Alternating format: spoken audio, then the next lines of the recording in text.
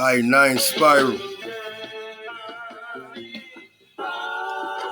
All right, y'all, we're here. It took me a minute. All right. We're going deep with this one. All right. This is going to be a good one.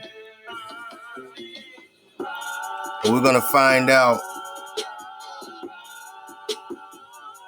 where about which Mount Zion, should I say? Which Mount Zion that saviors, angels shall arise from, huh? Then we're going to find out how many will be saved. All right. Then we're going to find out who are the remnant, huh? And we're talking about when? In the end times. All right. So get your coffee, get your kush. All right. We're going to show the people why we do what we do, Drop Nation, huh?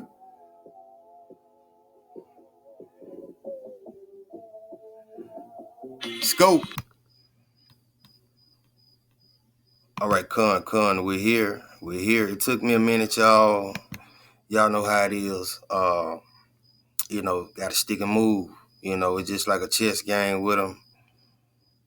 But I'm all in. Just to share this information with the tribe. This is probably one of the most important videos that I have, put on YouTube and put out to the public. All right. Because I was trying to figure out how to go about this, but I didn't come up with any format.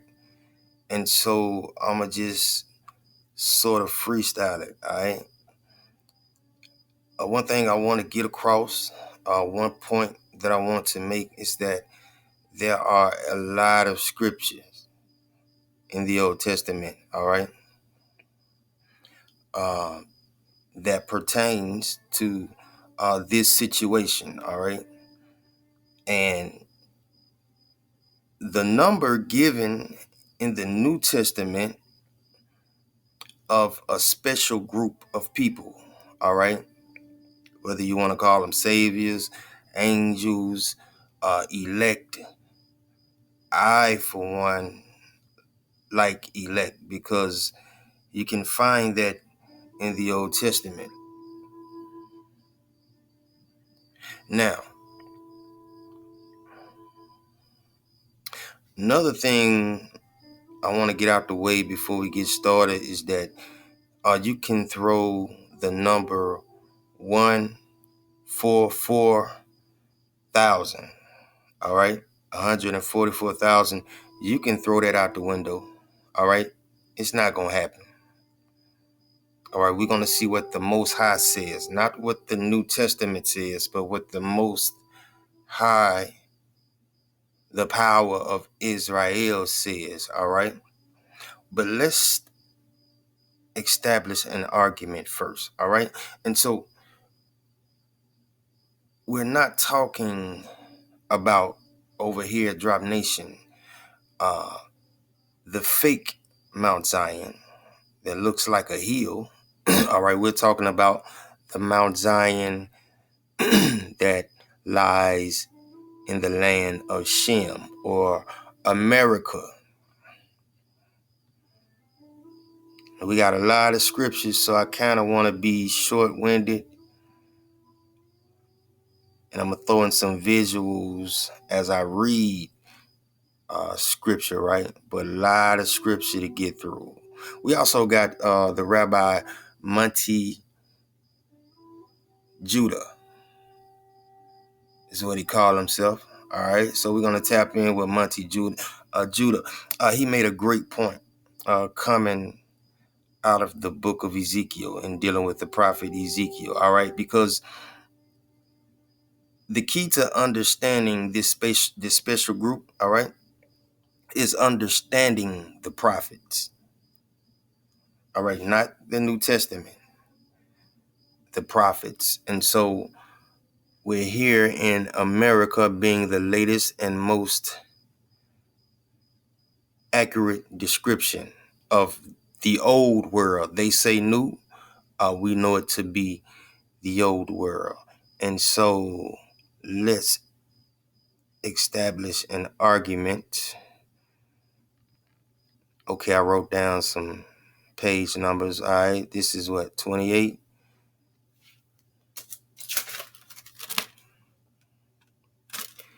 Okay, 28. Now, what if I understand this book correctly? It's about debunking everything that was relayed to them about America. All right. If I understand that correctly, all right. Uh, Now I'm not 100% on that, but why in the book called America being the latest and most accurate description, why would you look at that? Told you, never late, never late. All right. And so we're going to get the babies out. But they gave us hella drop because you have the 10 tribes of Israel. All right. Here on page 28. Now, why would that be in this book called America being there? Look here, man. River Euphrates. All right. The Mississippi. All right. We got heathens over here in America.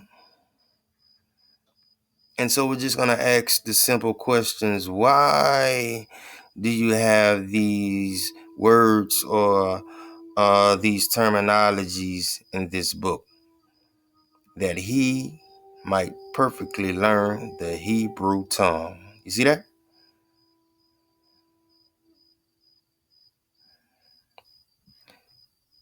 Who certainly had a particular knowledge of the condition of the, see that? Because he lived in Asia, I guess. But all right, we're gonna dodge the hijack. All right, you got Leviathan and Behemoth. All right. You also have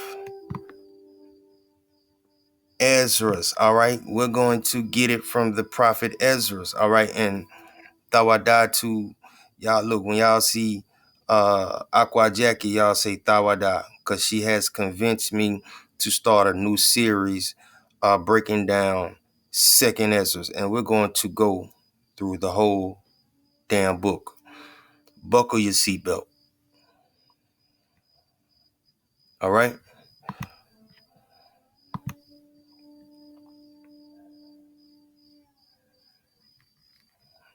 And so why do you have these terminologies? All right. Romans, Carthaginians, all right, same thing. Romans, Carthaginians, Phoenicians, Greeks, same shit. Edom. All right, I wrote down. Let's go to 24. 24.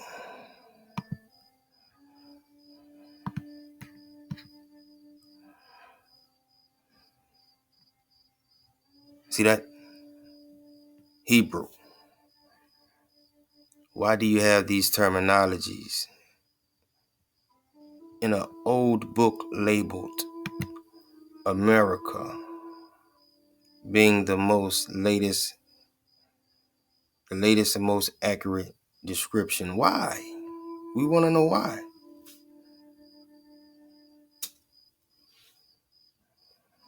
25. I'll tell you what, let's go to 10.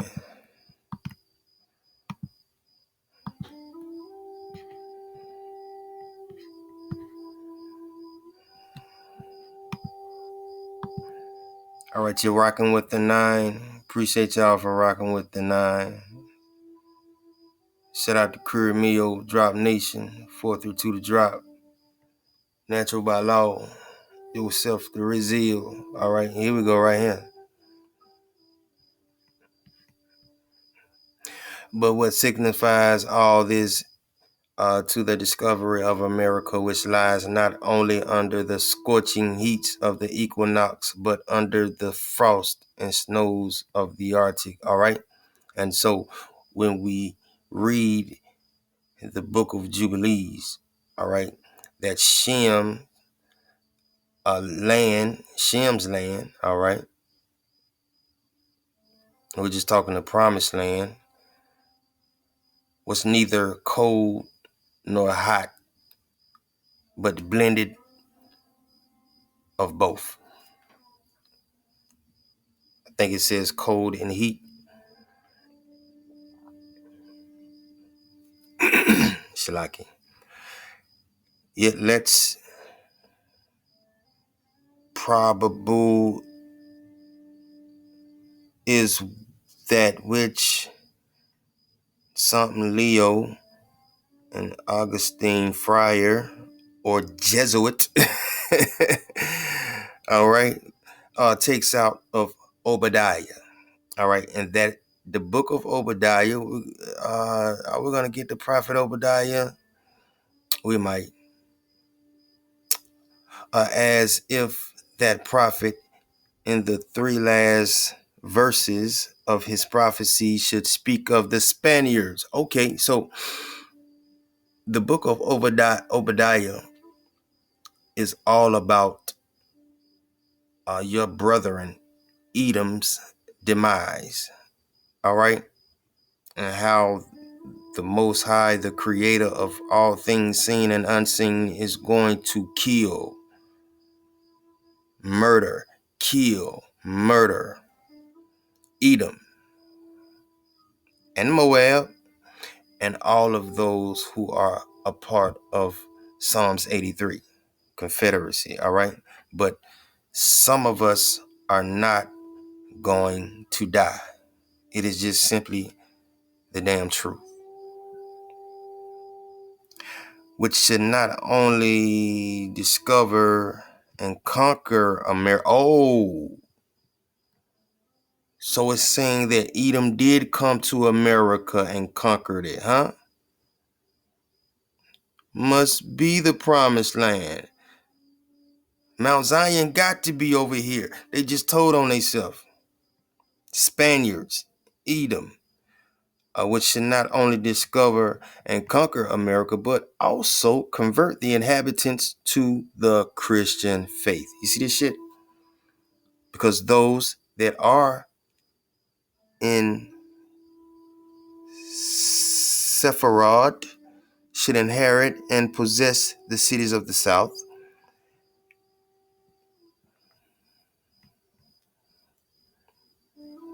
And saviors shall arise from the mountains of Zion to judge the mount and wealth of Esau. See that shit? And so, do you understand that it has to be talking about a Mount Zion that is located where? Right in your backyard. Right in your backyard, huh? And saviors shall arise from the mountains of Zion.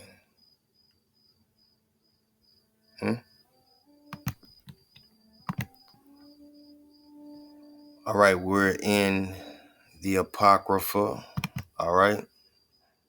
The ladder of Yahweh or Jacob, all right? See if I can put my buddy over here somewhere. All right, y'all, bear with me, man. We going in, all right? We're going to show the people, Drop Nation, why we do what we do. All right, so Edom, Esau is on the chopping block, right?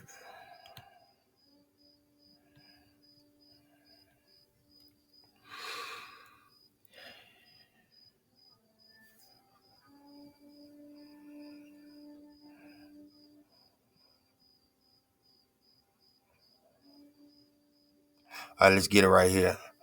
Now this is dealing with the end times, all right? Anytime you're dealing with the prophet, somehow, some way they got a vision of the end times and what's coming, all right, in the near future. So just keep that in mind. And so we're dealing with an apocrypha. Most apocryphas deal with the end times. All right. And so we're doing all this minus the what? New Testament. All right. Here it says, for this king, all right, and queen, and we're just talking your parents above, all right, is the head of all revenge and retaliation. I hope y'all can see that, against those who have done evil to you, Israel. All right. We keep telling y'all it's all about Israel. All right. It's cool to know that you are an Indian, right? But what comes after that? Because don't shoot the messenger. Knowing that you are an Indian doesn't mean nothing to your parents above. All right. You got laws to keep. And we're going to find out that that number, all right, that number is synonymous with those who are keeping the law. All right. It is a lifeline. All right. It is a force field. Use the force, Luke. It's always saying. For bitter ones will rise, Shalaki, they will cry out, and the Most High will hear them and accept their plea, and the Mighty One will repent because of their sufferings. For angels and archangels will hurl bolts of lightning before them for the sake of the salvation of your tribe. Huh?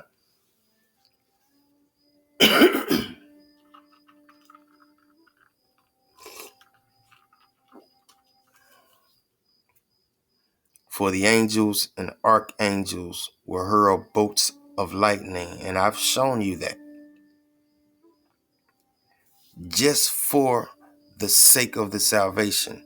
In other words, Israel, right before your salvation starts, all hell is going to break loose.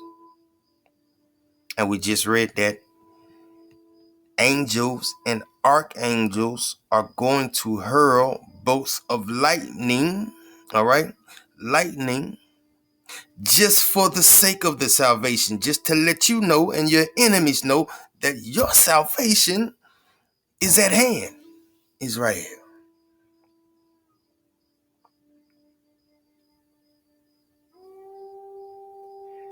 And you will gain the mercy of the Most High, your father and mother above.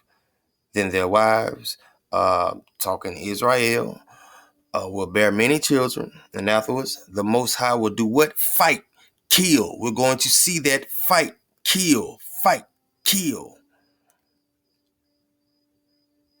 You see this? Ain't that love for your tribe through great and terrible signs against those who made them slaves? And we ain't talking about no slaves from Africa. We're talking American Holocaust. Millions. Listen. He filled their storehouses and they will be found empty, all right? I keep showing you video after video. These dragons taking out ammunition plants, chemical plants, oil refineries, and gas plants. Who do you think is doing it? The Most High is saying right here, he filled their storehouses and they will be found empty. They are not going to have a chance to put hands on this special group. Oh, no, no, no, no. Everybody ain't included. Matter of fact, it's already prophesied that most of Israel is not going to make it. Their land swarmed with reptiles or dragons and all sorts of deadly things. And there will be earthquakes and much destruction. And the Most High will pour out his wrath against Leviathan, the sea dragon, all right? And he will kill the lawless falcon with the sword, all right? And so you're talking about a match between Leviathan and Behemoth that ain't even talked about. It's a Jewish myth, all right? And they want to fuck up like a third of the earth, all right? Because he will raise the wrath of the power of powers by his pride. And then your justice will be revealed, Jacob, and that of your children who are to be after you and who will walk in your justice. And then your seed will sound the horn, all right? And all the kingdom of Edom will perish together with all the peoples of Moab.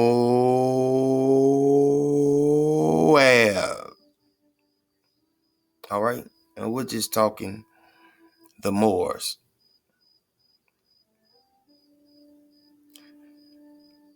Understand, you're talking about mass murder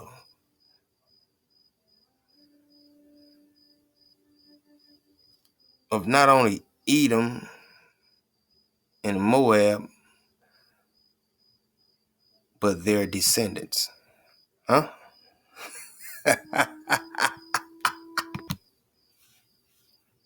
All right, check, right? And so we're going to ask the same question. Oh, my drink here.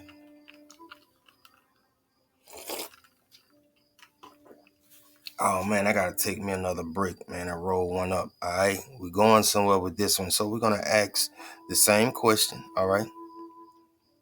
Another book of antiquity, all right? And it shouts out to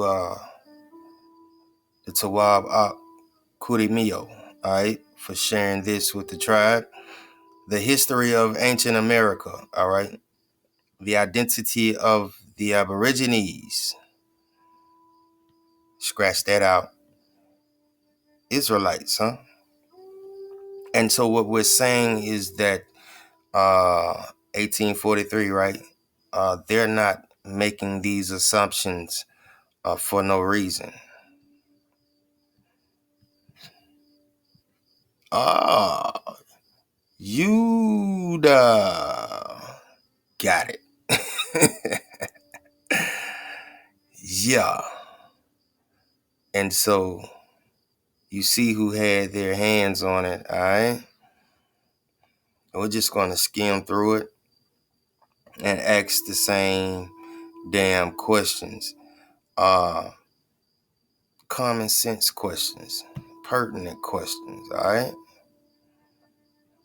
You're rocking with the 9. Don't worry about it, you know. I might have to do a part 2.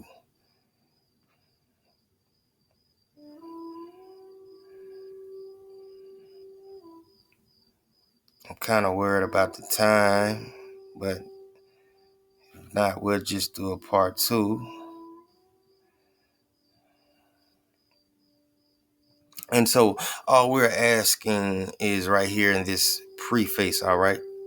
And we're just talking Duke of Cambridge, all right? Calls it an Israel Indian tragedy of Tecumseh, all right? And indeed, it wasn't a tragedy at all. I've been saying for a long time, this is Elijah the prophet, all right? So He's already came.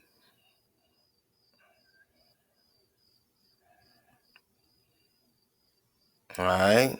North and South America. We're just talking the land of Shem.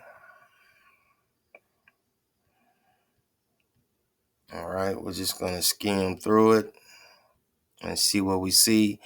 I've been in this book before. Oh, ancient Hebrews. Got it. Ancient Israelites. North America. All right.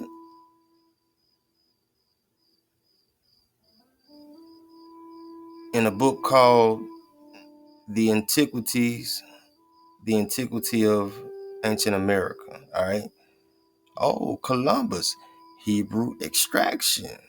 Got it. And so what we're doing, we're just proving where this Mount Zion is located and where, which is the spot where these saviors are going to arise. All right. These that did not taste death. All right. They were able to take off mortal clothing and put on immortal clothing, according to the prophet Ezra. All right. Ancient America, Israelites again.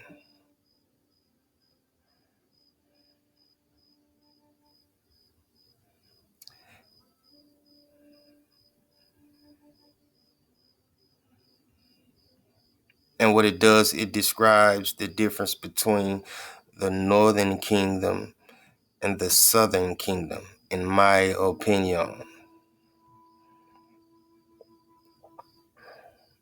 And so, why would this be in a book called Antiquity of Ancient America? All right.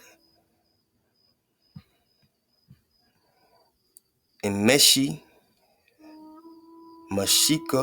Meshi, Mashiach, Meshikan, Khan.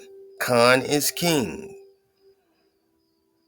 America, they were not equal, but from the emperor they descended by degrees to the serf and slave. In that country, stone and stucco temples and palaces were and still continue to be found. And we're just talking South America, erected with costly magnificence, and in which were jeweled idols. All right.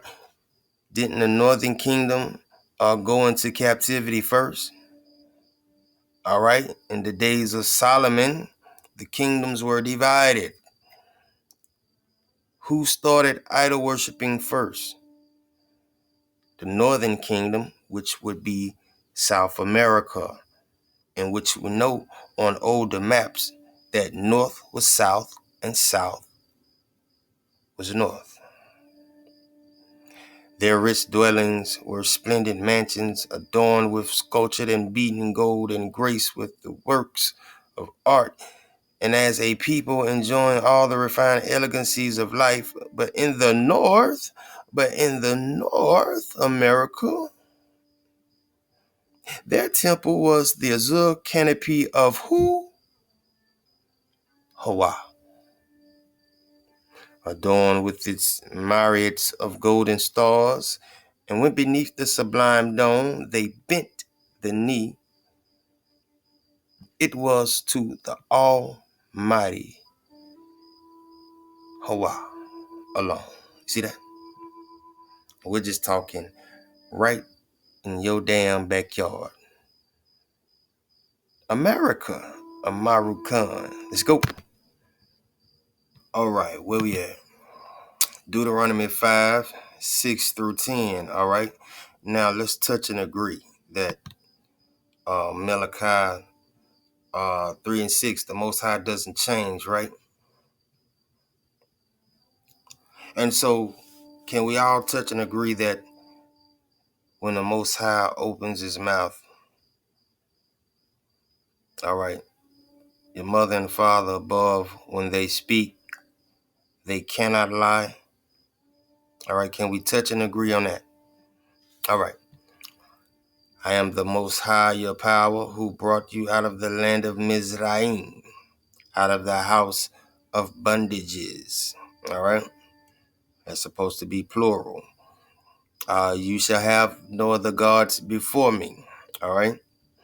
You shall not make for yourself a carved image, any likeness of anything that is in the Shamayim above, or that is in the earth beneath, or that is in the water under the earth. You shall not bow down to them, nor serve them. 7 and 8 is one commandment. And 9, all right? And that's where they chopped it up. And so you have 9 commandments, not 10. 7 and 8 are the same. All right, you shall not bow down to them nor serve them, for I, your father and mother above, the Most High, your power, they're jealous, visiting the iniquity of the fathers upon the children to the 3rd and 4th generations of those who hate me. Moab and Edom, Ammon, Ishmael, but showing mercy to the what?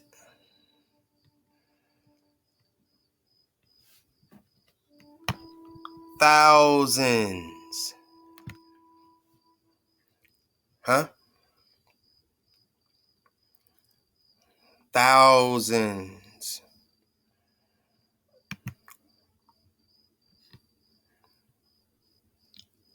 To those who love us and keep our commandments. You see that? And so, like I said, don't shoot the messenger. It's cool knowing that you're an Indian, but it's much more deeper than that. And they do not care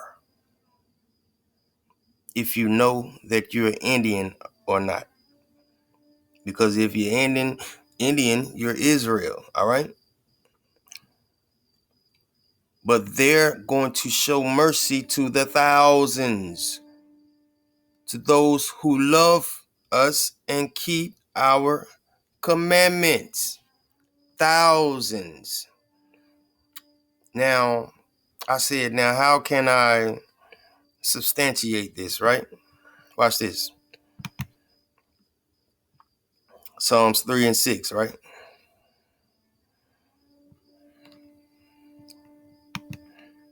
You see that? Verse 6. I will not be afraid of the who? 10,000s. All right? Or tens of thousands. So if the Most High here is saying thousands, but Psalms reference the terminology 10,000s. So that must mean in this verse, verse 10, thousands, all right, could be anywhere from 2,000 to what? 9, 9, 9, 9. You see that? How come it didn't have 10,000 right here? So you're not going above 10,000 because here it says what? Thousands. All right. And so that eliminates your 144. All right. We're strictly Torah Tanakh, the book of remembrance. You need nothing else. All right. All you need is the what? The prophets. All right. Because the Most High said, he says to Ezra in 2nd Ezra, all right, I am giving, all right, your descendants, all right, the latter generations, the prophets. All right. We're going to get into Ezra, but he was very worried about you guys. And so the Most High said, I'm going to give them the prophets so they can know what the hell is going on and what's to come. Amos 3, 6, and 8. If a trumpet is blown in a city, will not the people be afraid? If there is calamity in a city, will not the Most High have done it? Surely the Most High, Hawa, does what? Nothing. Unless he reveals his secrets or their secrets, talking your father and mother above, to their servants, the prophets. Surely the Most High, Hawa, does what? Nothing. Unless they reveal their secrets to their servants, the prophets. A lion has roared. Who will not fear? The Most High, Hawa, has spoken. Huh? Who can but prophesy? All right. 1 Samuel 18 and 7. And so the women sang as they danced and said, Saul has slain his thousands, and David, his 10,000s. All right. And so the Most High, your father and mother above, they know the difference between thousands and tens of thousands. And so, therefore, we know that the number could not be 144,000. Facts. All right, we're talking thousands, right? Jeremiah chapter 3, verse 11 through 13. And then the Most High said to me, backsliding Israel has shown herself more righteous than treacherous Judah. Go and proclaim these words towards the north and say, return, backsliding Israel, says the Most High. We will not cause our anger to fall on you, for we are merciful, your parents say from above. We will not retain anger forever. Only acknowledge your iniquity, that you have transgressed against the Most High, your power, and have scattered your charms to alien deities under every green tree, and you have not obeyed our voice, says your parents above. Return, O backsliding children, says the Most High, for we are married to you. We will take you, one from a city and two from a family, and bring you to Zion, and we will give you shepherds according to our heart, who will feed you with knowledge and understanding. Micah 2, 12 and 13.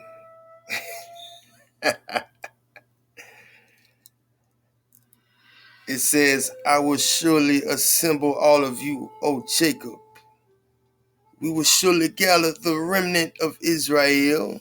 We will put them together like sheep of the fold, and like a flock in the midst of their pasture. And they shall make a loud noise because of so many people, all right? Meaning they will be an autonomous group. People from all over will know who you are.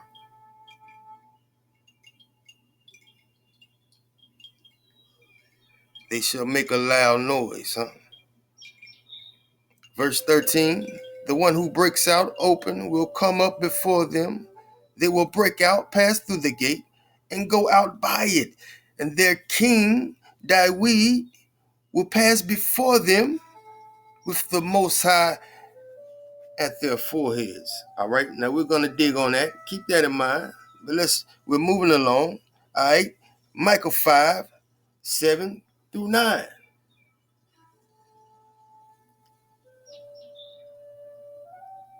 I take that back. 7. Yeah, let's get 7 through 9. All right. Then the remnant, we're just talking a remnant. All right, go to the yarn store and ask for a remnant and see what you get. Then the remnant of Jacob shall be in the midst of many people, all right, in every country, all over, like the dew from the Most High, like showers on the grass, that tarry for no men, nor wait for the sons of men. And the remnant of Jacob shall be among the Gentiles, I told you, in the midst of many people, like a lion of Judah among the beasts of the forest, and like a young lion among the flocks of sheep, who if they passes through, both treads down and tears in pieces, and none can deliver. Your hand shall be lifted up against your enemies, meaning you would have the power of life and death, the power to take it and or give it. Huh? Your hand shall be lifted against your adversaries, and all your enemies shall be cut off. Who is this remnant? All right, Khan, welcome back. Appreciate you for rocking with the 9. All right. What a beautiful time to be alive. That's all I got to say. All right, and so as you can see up top, to the left, Mr. Rabbi Monty Judah is hijacked, all right, because he's dealing out of the New Testament, all right, but he does, matter of fact, he goes more in the Old Testament than he does in the New. All right, in my opinion, if y'all want to check him out, I think it's like the Lamb Ministries or something like that, and just look for this number right here. All right, but we know this number to be incorrect. I just proven that the Most High did not say this number. They said what? Thousands. Say it with me. Thousands. All right. But the rabbi does have some drop. And so we're here to get the drop. All right. Now watch what he say. Let's rock. And so essentially the comparison is this: the 144,000 are going to be sealed at the start of the Great Tribulation before the... Say it with me. Thousands. All right. Showing mercy to the thousands. All right. Somebody Google the definition of remnant. All right. Let's go. The trumpet judgments. And they are going to perform a certain service for God on his behalf. Partly has to do with they will not die in the Great Tribulation. They are going to be there at the end. In fact, in Revelation 14, it speaks of that same 144,000 being there on Mount Zion, welcoming the Messiah when he comes into Jerusalem. All right. Welcoming the Messiah. And he says through Jerusalem, the Mount of Olives. Okay. This is what's in Revelations. All right. But we're going to give you a one-on-one conversation between the Most High, including Big Mama. Big Mama was in on the conversation too. All right. With the prophet that got the most drop about the end times. Now, a lot of people ask me about the end times. This is why I'm doing this, all right? And I direct people straight to Second Ezra, all right? It is a dandy, Allahu, And what's cool about Ezra's, the prophet Ezra's, is that the prophet Ezra's had y'all in mind. He said, Most High, what about our descendants to come? And he said, I'm going to give them the prophets. All right, now he say Messiah, right? And I'm going to show you that this comes, they got that. What he just quoted out of Revelations. They got that straight out of Second Ezra's. Kid you not. All right, Khan. And so we fast forward a little bit. Now, the rabbi spoke on a very unique situation, man. I often ponder on this situation. Now, this elect group, all right, as the Most High calls it, elite or elect, if you will be tasked with some very special responsibilities. And the rabbi touches on one of these, where this beautiful passage in Ezekiel, dealing with the prophet Ezekiel, in Ezekiel 14. Now I'm going to tag team with him. If you don't mind, Rabbi, you kind of speed it up. All right, now let's rock. You got it. So beginning in Ezekiel 14 at verse 12, here's what the Lord gives us as instruction from Ezekiel. Mm-hmm. Then the word of the Lord came to me, saying, Son of man, if a country sins against me by committing unfaithfulness, and I stretch out my hand against it and destroy its supply of bread, send famine against it, and cut off from it both man and beast. In other words, God puts the punishment, they're going to suffer famine.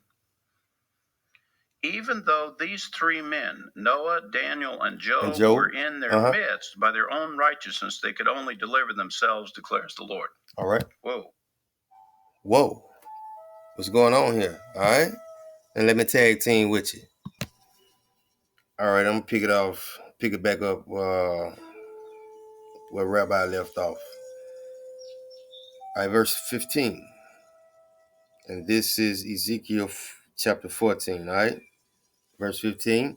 If I cause wild beasts to pass through the land, and they empty it and make it so desolate that no man may pass through because of the beast, even though these three men were in it, as I live, says the Most High Yahweh, they would deliver neither sons nor daughters, only they would be delivered, and the land would be desolate. Well, if I bring a sword on that land and say, sword, go through the land and cut off man and beast from it, even though these three men were in it, as I live, says the Most High Yahweh, they would deliver neither sons nor daughters, but only they themselves would be delivered.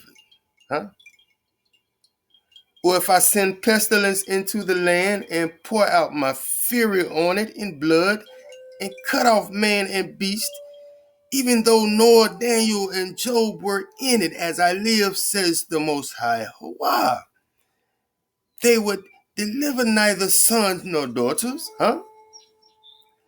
They would deliver only themselves by their righteousness.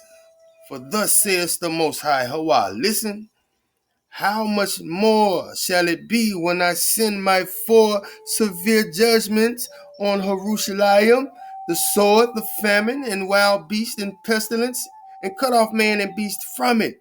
We're just talking the 4 winds that they're talking about in Revelations. The 4 winds, hold back these 4 winds. You see how they copycat? No, here the Most High says he's bringing 4 severe judgments. Shalaki. You see that? But he says, for thus says the Most High, Yahweh, how much more shall it be when I send my 4 severe judgments on Jerusalem? The sword and the famine and wild beast and pestilence, to cut off man and beast from it.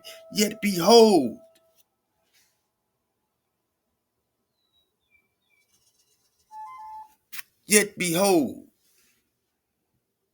shoo, you got it, Rabbi. Verse 22. Yet, behold, survivors will be left in it who will be brought out, both sons and daughters. Wait, I want to make sure you understand what he just said. Talk to him. Noah, Daniel, and Job don't even have the power to deliver their own children in the midst of these judgments, just themselves. They can't even deliver the people they love. Yet it describes a group of people that is going to be, when there's just judgment of all four judgments hit, it says there's going to be a group of people, survivors, a plural group of people. Watch this. Not only will they have the power for them to be delivered, but they will have the power to deliver sons and daughters too. See that? So these survivors, these people that are going to be part of this salvation and deliverance, is going to be far greater than any other previous example we've ever seen in Scripture about salvation and deliverance that God has ever done. In other words, all that was a preliminary instruction about how God saves. But when we get down to the real event, keep going. This salvation is going to be far greater and way more powerful than anything that has ever been seen, and it's going to be more than three of them. You see that? They can't stop the message. I'm gonna keep going. Now watch this. We back. Me and the rabbi is back. I told you they can't stop this. You said now they're gonna have the power to do what, Rabbi? Talk to us. Not only will they have the power for them to be delivered, but they will have the power to deliver sons and daughters too. All right. So these survivors, these people that are going to be part of this salvation and deliverance, is going to be far greater than any other previous example we've ever seen in Scripture about salvation and deliverance that God has ever done. In other words, all that was a preliminary instruction about how God saves. But when we get down to the real event, this salvation is going to be far greater and way more powerful than anything that has ever been seen, and it's going to be more than three of them. More than three. That's right. Let me read the rest of it. That's right. Behold, they are going to come forth to you, and you will see their conduct and actions, and then you will be comforted for the calamity which I have brought against Jerusalem, for everything which I have brought upon. Then they will comfort you when you see their conduct and their actions, for you will know that I have not done in vain what I did to it. All right, y'all see what time it is. But you know what? Let's do a part 2 to this one. All right? Let's do a part 2.